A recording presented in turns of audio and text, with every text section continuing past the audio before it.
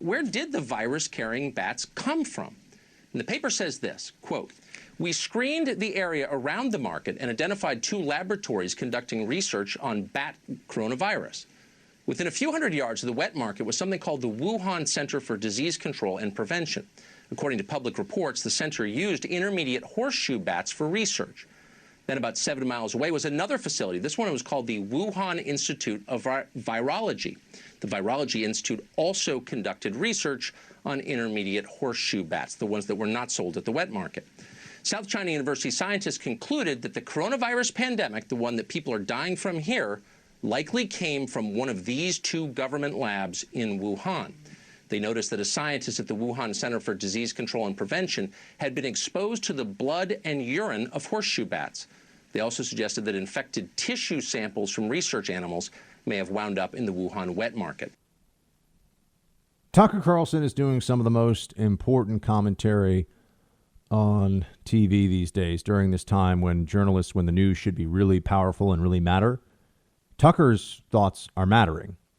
Tucker's thoughts are worthwhile. A lot of the other stuff you're hearing is just complete, just either repetitious or it's worthless garbage. Oh, the Navy ship's never going to arrive in New York. Yeah, MSNBC? I looked at it when it did arrive 2 days ago. So there we have it.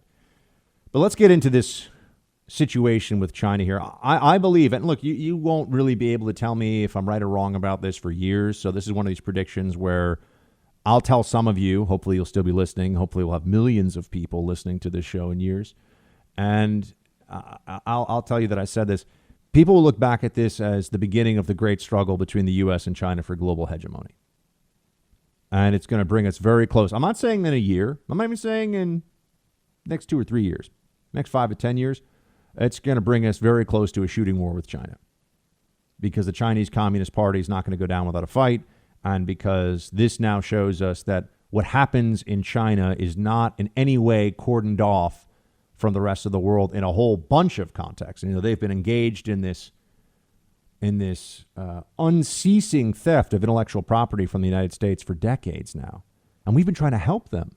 Our approach has been, let's make a better, more prosperous, happier, healthier China in every way that we can. Let's be good neighbors. That's always America's view, right? Let's try to be good neighbors when we can. Sometimes we have to invade places and there's bombs dropped, and I understand that. But with China, we were trying to do right by the Chinese government and be good trade partners and all the rest of it.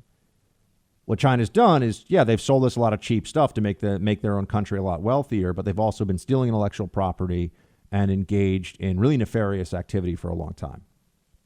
Okay. Tucker got into the situation of the virus. There are 2. Now this is where I've been on this. I keep saying I can't prove it, but let's look at the facts as we know them. There are 2 institutes of virology or infectious disease study that are a stone's throw away from this wet market in Wuhan. Okay. So you have these 2 facilities. The disease, this is according to Chinese research, okay? The disease that we now are dealing with and that has shut down the economy, it's a reason that a lot of us are just looking around like, how are we in this global nightmare? People keep saying, I'm going to go somewhere. Okay, you better get way off the grid because this is everywhere. It's in every country. It's in every state. And, you never know when someone's coughing if it's an allergy or if it's this. But the bat, the specific species of bat that it is believed to have been the initial animal reservoir for this virus. And then you have zoonotic transmission. It comes from the animal to people. But the specific virus here is in a kind of bat, the intermediate. Gosh, I can't remember what it is. Intermediate something bat. Mark, do you remember what kind of bat? There's actually hundreds of types of bats. I think there might even be more than that, but there's a lot of bat species. Horseshoe bat. There we go. Intermediate horseshoe bat, which is the scariest looking little thing you could ever find. I mean, that little, you wouldn't want to see that thing hanging upside down in your closet late at night trying to go in there and grab a sleeping cap, right? That would not be good.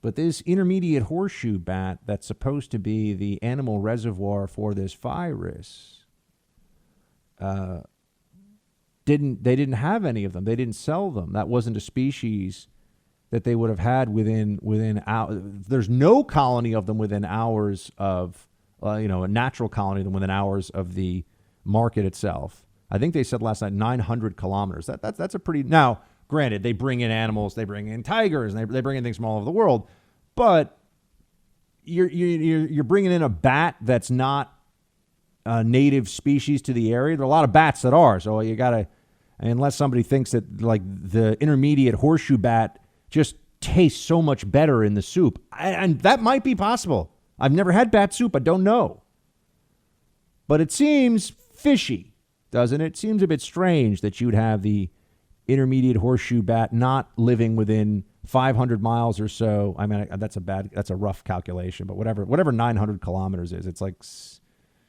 or 709er. If I could, read a 10K and do math, I probably wouldn't be working in media. So a little bit of honesty there. But here's the truth. You look at the species of bat and you say, hold on a second. They don't have any near there. And they were studying those bats in these two virology institutes, whatever they're called specifically, these two infectious disease institutions, one of which at least is known to have released viruses that it was studying in the past into the general population. So that's already happened. Now, I don't think that China intentionally let this thing out. Not yet. Meaning, that maybe down the line they were thinking about it.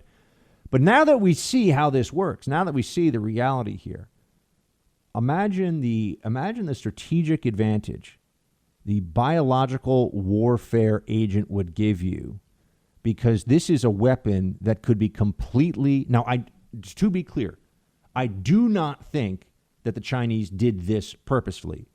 I do think, I know that it came from China, obviously, and I do think there's a high possibility, maybe even now at probability, that it came from, that it was being studied and got out of one of these labs, which would also explain at some level the completely corrupt and insanely irresponsible approach of the Chinese government. It's one thing if you have a virus that pops up somewhere, okay, we didn't know how bad it was. But if the virus is the result of your faulty government labs, think about not that the Chinese people could sue the Chinese government. Think about the liability there. Think about how the international community might be able to turn to China and demand virus reparations. That's a real thing that could happen at some point. We may say, okay, China, you get to pay for the trillions of dollars that you have just evaporated of global wealth here. They're not going to have the trillions to pay, but they got to pay something, right? I'm just saying this could happen in the future if it were so clearly not just something that originated in China, but were the fault of the Chinese government, which seems to be increasingly likely to have been the case. But now look at this from a biological weapons perspective. We see what this is doing to our country. It's tearing us apart. It's ripping down our economy. It's killing thousands and thousands of our fellow Americans. It's overwhelming our hospitals. Not a shot fired. Not a shot fired. If a country, let's say, had the Wuhan virus, had COVID-19, and also had studied to the point where they knew what suppressive measures would work, and they released this, and again, I'm not saying this is what happened. I'm wargaming why a country would want to study and prepare to weaponize this kind of virus. If you could release this into a foreign government population and keep it under wraps and have your own population protected because either what the necessary intervention is, or perhaps even what the cure is, or you could even do inoculations for government officials, just tell them it's for something else. And this wouldn't be that hard to do, especially in a country like China where it's authoritarian, it's totalitarian. So they make all government officials, police, military get inoculated, and they and they say it's for something else, or they say it's a standard inoculation. The party can give those orders. And then when people start showing up in their emergency rooms, the government, mandates a protocol for them. Even if the country that you would unleash this in, which is as simple as just sending a few infected people. Very straightforward, right? How you would weaponize it in terms of dispersal. Even if you did that, then when your own population, it would bounce back, and people say this is why they would never. This is why you don't want to weaponize a virus. Well, what if the state facilities have the treatment, and their fatality rate, instead of being what it looks like this is, which is 1%, but particularly high for older people. Let's say they had even elevated the fatality through continued engineering of the virus, so it was like a 50% fatality rate. I mean, now I'm talking about straight up weaponization of a virus. But you can bring that down to 1% for your own population. Think about what that does. You'll kill perhaps a few million of the enemy before they even realize what's going on. Their economy will be in tatters. Their society will be ground into dust. And, you basically are able to just keep on fighting, keep on going. We're running, in a sense, a precursor experiment to that right now. We're seeing what happens. And I do think that we need to take very seriously the prospect of the Chinese government being responsible for this through recklessness, not through intentional transmission. I do not think the Chinese government would try to infect its own population with this, or would risk that, knowing that they would not really be able to control it. That doesn't make sense. But Tucker talked about this last night on his show, basing it on Chinese research that's already out there. What part of this is not credible? I mean, that's one way that, as a former intel officer, I always ask that question. Why doesn't the story hold up? Don't tell me what we don't know. Tell me what's wrong about what we already know. I can't come up with anything yet. We know the Chinese government lied about it.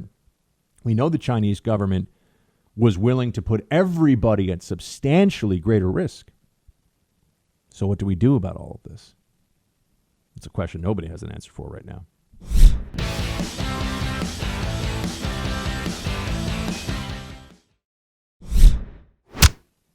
We do not know the origin of this virus. We know where the outbreak first began, and it was Wuhan.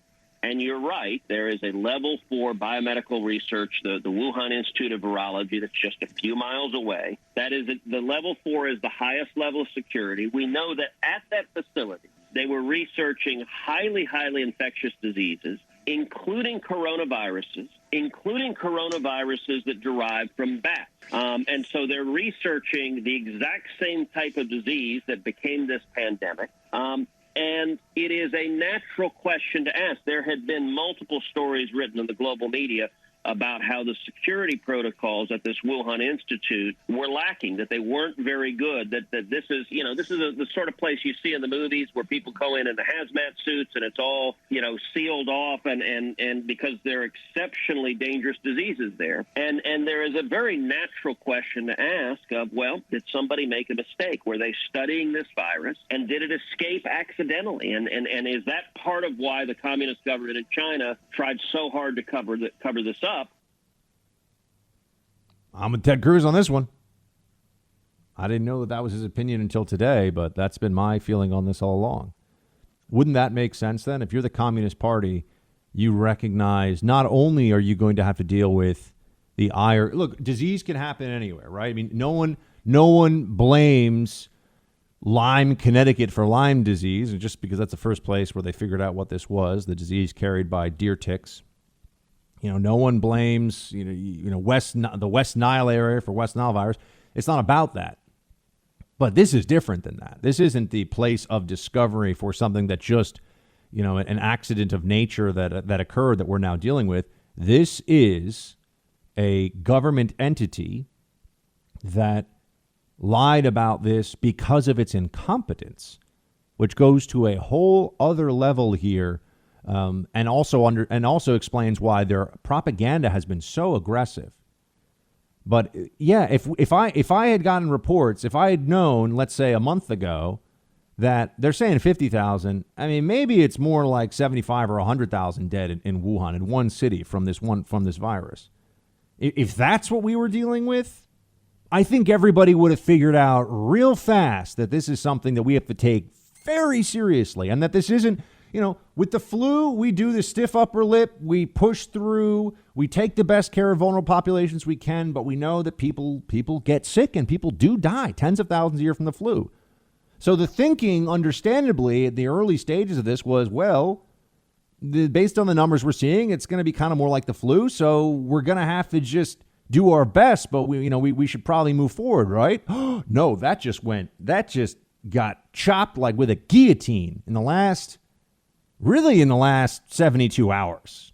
I mean, it's been building for the last week or two, but in the last 72 hours, all of a sudden, there's nobody now in the Trump administration who's saying anything other than, yep, shut it down, shut everything down. So what a stunning circumstance. And also, I want to talk to you about some of the organizations here that were wrong about this. And this isn't let's just go joyride in the wreckage of international institutions and various global news brands' credibility. This is, let's do an accounting for what's really true here. I mean, I've told you that I'm upset that I didn't see this coming more, and I saw it coming more than some people, but I didn't know it was going to be this. I knew it was going to be serious. I didn't know it was going to be lock down the country indefinitely and maybe just, we light our economy on fire because we have no choice. I didn't know it was going to be that serious.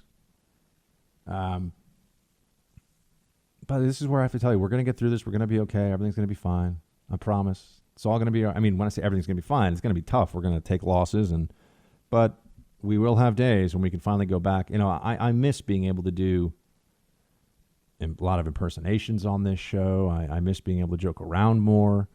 I feel like I'm stuck in this one mode, and there's so many other things that I want to talk to you all about, and that's why I've been working to try to do some separate projects from this. But I don't want to be, I can't sit here and do, Hong Kong clown stuff, as much as I do enjoy that sometimes, while we're going through this. So I hope you all understand and appreciate that. It's not that I'm trying to make anyone's day harder or whatever. This for me, there's a catharsis, tough word to say sometimes, a catharsis of daily truth diving that I can do with all of you. And I find that really helpful. I find some comfort in waking up every day and knowing that I get to learn as much as I can about what's happening, use all the resources at my disposal, all the sources that I have, and then present you with the biggest, best version of the truth that I can, and then have your feedback to me through roll call and however else you reach out, and know that we're in this constant dialogue about what's really going on. Because if you, and I'm going to do some of it now, when you catalog what has been said out there and what the people that we were depending on to get this right, what they have been saying, what they have been doing all along, you will have a very different view of what it means to, quote, listen to the experts. Listen to experts, but always judge what the expertise they're giving you really is. Always judge what the advice is they're handing out. And I'll go through some of where those shortcomings have been. But man, I look forward to the day when I can do, silly Bernie voices and all those things. It'll be here sooner than we realize, but right now it's tough to get into that headspace, friends.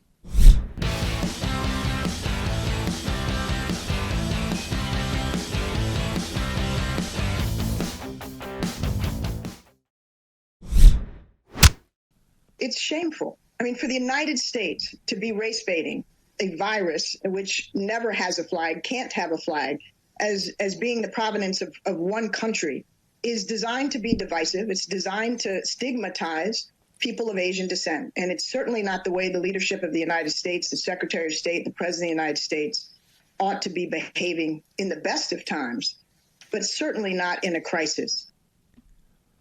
So that's the former National Security Advisor under Barack Obama, Susan Rice. And she is saying here that calling it the Wuhan virus is racist. Now, this is on its own a dumb thing to say. We keep coming up against this, and I've refrained from doing this. This is kind of the petty partisan squabbles that I often talk about and talk about trying to avoid, I should say, and try to avoid talking about them. But this is the usual, don't call it that. It's racist to call it that. And there's a lot of virtue signaling and a lot of other nonsense that's going on right now around that. Calling it the Wuhan virus is not racist, okay? The way that we talk about different places, different diseases coming from different places has nothing to do with race. We all know that. The people of Lyme, Connecticut are not all all upset that it's called Lyme disease. This is just not something that we should have to deal with. And also, I think that there's an effort to rewrite history that's going on right now that we cannot allow it to happen. But put aside for a second the stupid comment that this is racist. And I will say, notice how much less talk we have had, how much less we have heard recently about using the preferred pronouns, right? Notice how much less we've heard about misgendering. Those, when we used to say that this was an absurdity and that society was just collapsing in on itself in terms of the culture being beyond anyone's even comprehension about what you're supposed to say or allowed to say, those are the squabbles of a society with unprecedented freedom and wealth and happiness everywhere. When you're able to sit around and worry about being misgendered or worried about these things, you're dealing with, well, whatever you think of that, whatever you think of it, it's just indicative of the society does not have. I mean, those major news stories we'd run about. Oh, someone wouldn't use they, wouldn't use a plural pronoun. Remember all that? As I've said, I long for, and I miss the time when we could sit around and see who was dumb enough to believe that a couple of guys in MAGA hats put a noose around Jussie Smollett's neck at 1 o'clock in the morning on a freezing night on the south side of Chicago, or just in Chicago, yelling, "This is MAGA country." Right? Nope. That didn't happen. But that was a major, major news story. Instead, we're in the midst of this. And there are still people who are, and there's going to be some focus on, you can't just only talk about, even if you're in the news business, only talk about coronavirus. So I try to make some exceptions for that. But here's Susan Rice taking the position again. I mean, people that pretend to care so much, or at least I shouldn't say they pretend to care. People that go to extreme lengths to show how much they care, to signal their virtue over this virus and the ravaging of the country that it's doing. And those same people will also take time out of their day to lecture you on not calling it Wuhan virus, because the politics here haven't changed. So Susan Rice saying that's one thing. I also, though, want to note, why does the Democrat Party in general, why are we seeing so many prominent Democrats who are so willing to swallow Chinese propaganda pretty much wholesale? Just believe the Chinese government's propaganda and continue to repeat it. They are, and this is a statement that I think would be, I don't believe an honest person can disagree with this. And I think that there are a lot of liberals who, if you push them for an answer, they would give the answer that I'm saying they would here. For a lot of journalists and for a lot of Democrats, it is they are more skeptical. They are more skeptical of the Trump administration's information about COVID-19 than they are the Chinese government's. They are more willing to believe Xi Jinping and the CCP than they are Donald Trump and his coronavirus task force. I think that that's true. And they would say that's because of Trump lying. I would just say that's because they're Trump deranged and they're insane. This hasn't changed. And there's still this. I mean, the things that were being said yesterday by Bill Kristol, by a whole bunch of people, that goals of mitigation was the, whoops, sorry, I just hit the microphone. Goals of mitigation was the title of the slide they put up that showed the really scary numbers. Goals of mitigation, and the way that people were trying to interpret that was, oh, they're saying that 200,000 dead is a goal now. No, what they're saying is that 200,000 instead of 2 million is a goal. That's what the slide was saying, if you're being an honest human being, but they don't want to be honest human beings. They just want to dunk on Trump. Whatever it takes, however they can, they will dunk on Trump. And that is in itself troubling, but it just goes to show you that they don't take any sort of glee in slamming the Chinese Communist Party, the government of China, which we now recognize, I think, is a danger to the world and really is an opponent of the United States, and increasingly will just become an enemy of the United States. We're not quite there yet. Think of how much they were willing to demonize Russia, though. and how much time was spent in the media making us all focus attention. And, attention matters. Perception drives politics. Politics drives action and national security decision making. And, perception leads to war, right? I mean, the media does have a lot of power still, not as much as they used to, but they have a lot of power. I think of all the time they spent making us think about Russia and how Russia was such a major challenge for us. We should have all been thinking more about what to do about Russia. And now we're faced with China, essentially, maybe inadvertently, but China collapsing the global economy, which is what that's what they're doing right now. The Chinese have collapsed the global economy, the Chinese Communist Party. And there's still much more fear and much more anger from the left about Russia because, Hillary should have won the 2016 election than anything you see directed at the Chinese government, the Chinese Communist Party. That's disgraceful, but it's where we are. And I'm a big believer, as you know, in let's deal with things as they are. Our media cannot be trusted on these issues.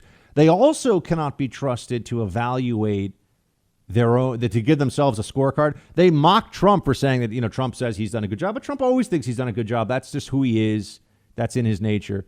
But the Chinese Communist Party, the media has been saying in recent weeks that China's been doing a good job with this virus that we haven't. I wonder if they're going to run stories now about how actually China is lying and they've had a ton more people killed than they've been willing to tell the world, which is what we're now finding out, which is also why I think there's this panic. My guess, if you want to know, I saw a report on this about how the intelligence community has information now. I think what happened is we somehow got wind from some source. We caught through, I don't know what the source or method would be, but we caught wind of somebody high up the Chinese Communist Party chain talking to somebody somehow and being like, yeah, we got to find a way to hide. We're up to 80,000 dead in Wuhan. We got to find a way to hide this from the people. You would think that journalists that have been hoodwinked, that have been bamboozled, swindled, fooled, you'd think that they would be upset at China. No, they're still more upset at the Trump administration. And also, they want to tell you that they, unlike the Trump administration, they saw this coming all along. Let's examine that proposition.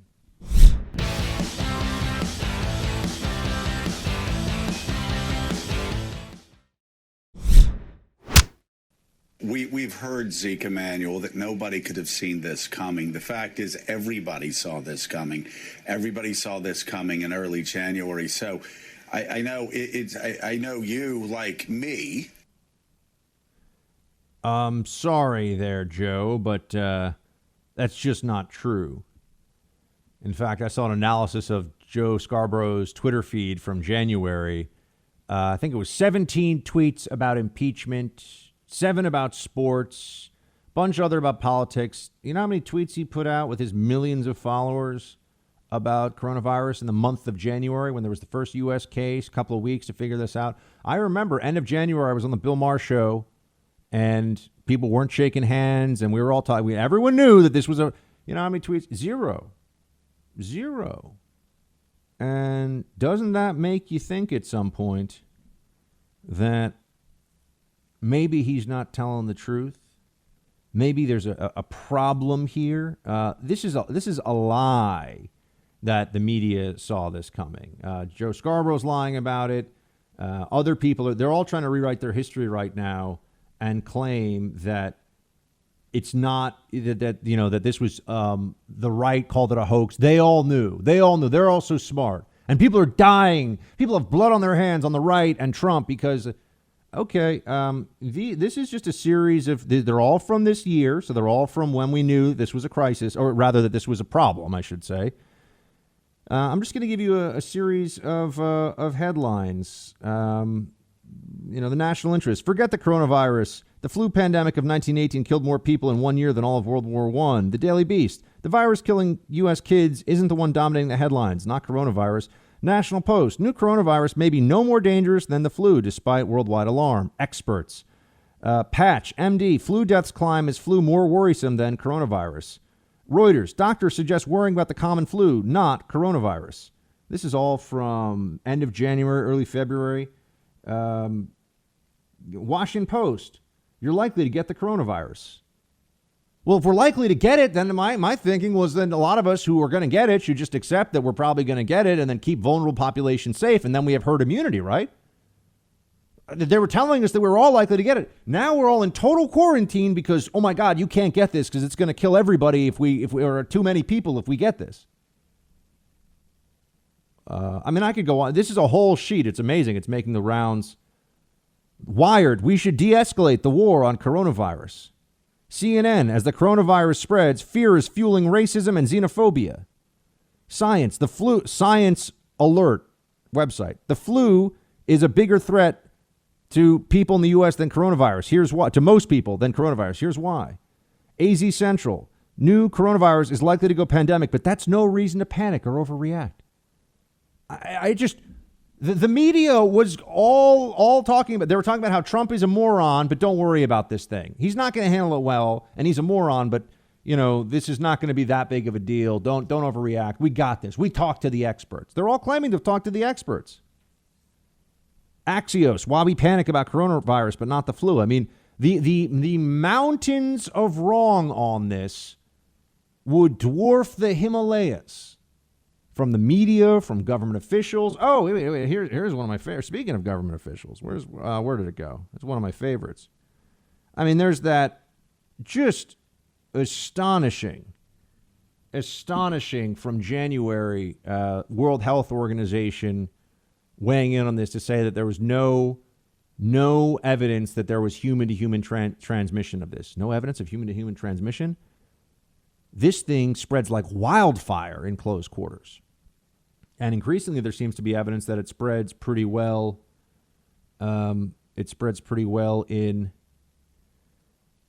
the air, aerosolized droplets. So I hate this rewriting of history. If you're going to work in the information dissemination business, if you're going to be an analyst or a reporter, you should be honest about where you are. Dr. Burke says she thought it would be like SARS. I thought it was going to be like one of those respiratory viruses that we hear a lot about, and there's some bad cases, but it kind of disappears after a while. And then I thought, okay, well, we'll give a couple of weeks. Most of the cases we'll stamp out, we'll get prepared, and then and now we're being told, no, we're not going back to work. It's not happening for a long time. If you want to go back to work, a whole lot of people are going to die, and this has been the shift. That is the shift in conversation from the administration in the last week alone.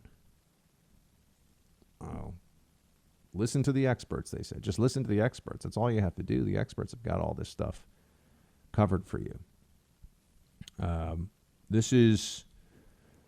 We're going to look back on this, and this is the virus equivalent of Pearl Harbor or 9/11. I mean, the experts failed on this. And I'm sorry, I'm upset about this. I'm here in New York. I know people that are terrified of getting this every single day, and people that are tending to those who are dying every day from this. I'm reaching out. I'm talking to them as often as I can. How are you doing? How's it going? I mean, it feels very, very real here, even if you're just in isolation, even if you're just in lockdown. Everything you touch, every time you walk outside. And I want to know, where was the CDC on all this? Really, the CDC was so good on this? And I'm just going to tell you this. You go back, I mean, Dr. Fauci, I think, is a good man who's trying his best. And he's obviously got a lot of knowledge about this issue. But you look back at some of the things that we've been told, okay, should we wear masks or not? We were told that wearing masks wasn't necessary. Now they're saying maybe you should wear masks. What have they gotten right about this? That's perhaps the best way to do this analysis. What did the media get right? I mean, I'm sorry, not the media. What did the expert class, the World Health Organization, massive failure. CDC can't make tests, and really is just telling you that you got to wash your hands and, keep a distance from people. Not sure about the masks. Nobody was ready with the stockpiles of masks and ventilators necessary. Don't really know what the mortality rate of this thing is. Certainly don't have a treatment for it or a vaccine. I mean, most of this, we keep being told, listen to CDC guidance. It's stay locked away and wash your hands and try not to breathe too much. Don't touch your face. That they've been steady on. Should you wear a mask? It depends on who you ask. Are we going to have a treatment for this? Who knows? How long will this last? Will there be rebounds? Will there be a second wave? They're not sure.